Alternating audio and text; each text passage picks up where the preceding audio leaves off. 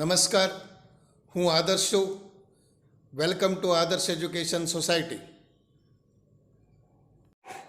Standard 9th, Subject Science, Chapter 6, Tissues.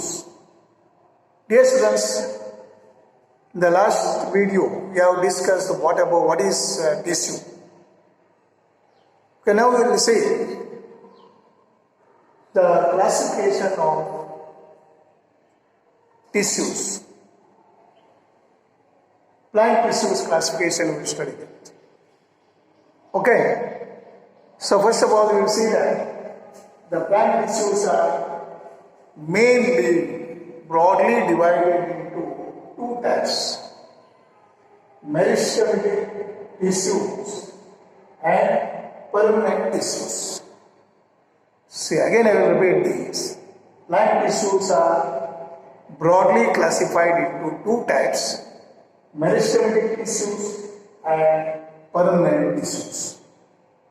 Now these meristematic tissues are of again two branches. See, primary meristematic tissue and secondary meristematic tissue. Or you can say primary meristem and secondary meristem. Okay. And these primary meristematic tissues are again subdivided here. Three branches will be there. See, what will be there? Apical meristem, lateral meristem, and intercalary meristem. See, these meristematic tissues are mainly again of two types. That is primary meristem and secondary meristem. This primary meristem is divided into three main classes: apical, lateral, and intercalary. The apical meristem, lateral meristem, and intercalary meristem. Now we see about the secondary meristem. Meristematic tissues are of two types in the vascular ganglia. The next one is cord ganglia. See, what is the name now? Vascular ganglia and cord ganglia. So like these two. Okay. See, this permanent tissue now we come to the permanent tissue. Are of two types.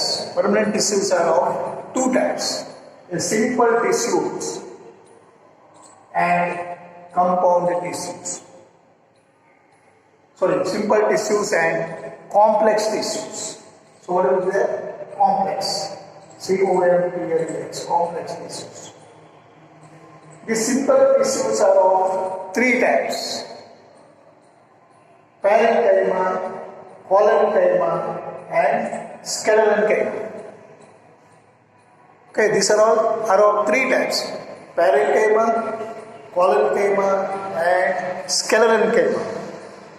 Okay, and now see the complex, and here again you will see the sub branches also will be there. So that you will study in the detail, whenever a particular heading comes there. Now about the complex tissues, you see xylem, pollen, and here again sub branches will be there. Okay, so that you will study later. So the permanent tissues are of two types: simple tissues and complex tissues. And simple tissues again subdivision: parenchyma, collenchyma, and sclerenchyma. And complex tissues again here subdivision: xylem and phloem. Okay. Now we see about the meristematic tissues. These meristematic tissues have the capacity of division, have the capacity of the cell division. These meristematic tissues have the capacity of the cell division, but permanent tissues have lost the capacity of the cell division. So in other way we are saying that meristematic tissues are cell division takes place, growth takes place, so there is a cell division and it becomes mature, then changes into permanent tissues. Now you see about the primary meristem, this is responsible for the height, and secondary meristem, this is responsible for the thickness. Okay. Now about this, what about this? A simple tissues. A simple tissues are protective and supportive. The simple tissues are of protective and as well as supportive also. And this tissues is single type of cells noted. Here, this one is a single type of cells. And conductive tissues will be these conductive tissues. They are complex tissues. These complex tissues are conductive. Conduction, it will help for the conduction. And this more than one type of cells will be there. More than one type of the cells. So these are all short idea about the classification. Okay. Now we will study about the detail about meristematic tissues. So what is meristematic tissues? This one. So here you see the diagram also there, and this one also location of the meristematic tissue, growth of the roots in the onion bulbs. This I have drawn. Now you see that in the activities, you will see that in the textbooks. Here, what is the activities given to you? Take 2 glass jars and fill them with water. Okay, here like this, fill with water this one. Now take 2 onion bulbs. 2 onion bulbs you have to take it. And then place it in one jar as shown in the figure. Observe the growth of the roots. You have to see the growth of the roots. Both you have to observe the growth of the roots in both the bulbs as for few days. Okay, this much you have to do. Then what you have to do? Measure the length of the roots is given. The day 1, day 2 and day 3. So you have to measure the root size. What we have to measure the length of the root. So on one day 4, on the day 4th, what you have to do? Cut the root tips of the onion bulb. On day 4th, this is 1, 2, 3 days you are observing the root length. Then 4th day, what you have to do? You have to cut the root tips of the onion bulb in the jar second about 1 centimeter. In the jar second, this is jar number 1 and this is jar number 2. About 1 centimeter you have to cut. So after this, observe the growth of the roots in both the jars and measure their lengths each day for 5 more days. Take for still 5 more days and record the observations. Okay, students. So these are the activities are given. From the observation, which of the 2 onions has grown longer, roots wide, and do the roots continue growing even after we have removed their tips? And in the third case, why should the tips stop growing in the jar 2 after we cut them? So these are the questions are asked. Now see the answer, this all detail. So you know that the growth of the plants occurs only in the certain specific regions or the place. See, growth of the plants, every part will not do. Only the growth takes place only the certain area, here given the certain specific reasons.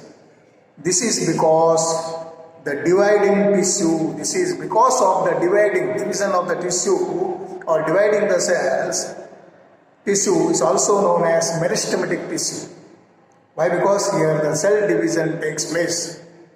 Division of the cells, also known as meristematic tissue, is located only at these points, only at the particular region. So depending on the region, depending on the location or the region where they are present, meristematic tissues are classified on the basis of the region or the location. The meristematic tissues are classified as apical meristem, lateral meristem, and intercalary meristem. So there are 3 types: apical, lateral, and intercalary meristem. So new cells. New cells are produced by the meristem. You know that the meristem model will be there. New cells are produced, are initially like those of the meristem itself. See, new cells are produced initially or of meristem itself, but as they grow and mature, their characteristics slowly changes and they become differentiated as components of other tissues. So means they change into the permanent tissue. Okay students, what is the idea now? So the beginning it shows a meristematic, but later it is converted into or it's changed into, what you are saying? What will be there in the permanent tissue? Okay. So now you see about this diagram, you see here one is apical stem, is intercalary and lateral, apical meristem and intercalary meristem and as well as lateral meristems. So this apical meristem is the present at the growing tips of the stems. See, apical meristems are the growing tips. This is the tip we are showing. Tips of the stems and roots.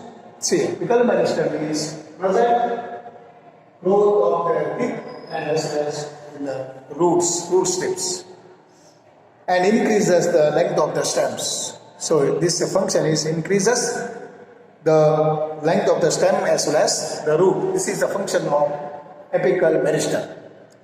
Now the second one is the girth, G-I-R-T, the girth. See the girth, G-I-R-T-H, girth. The girth means circumference. We are saying, or we are saying the distance measured an object. The distance measured around an object. The girth means the distance measured by an object. The girth, G-I-R-T-H. So this girth means we are saying about the circumference. Circumference. Okay, this circumference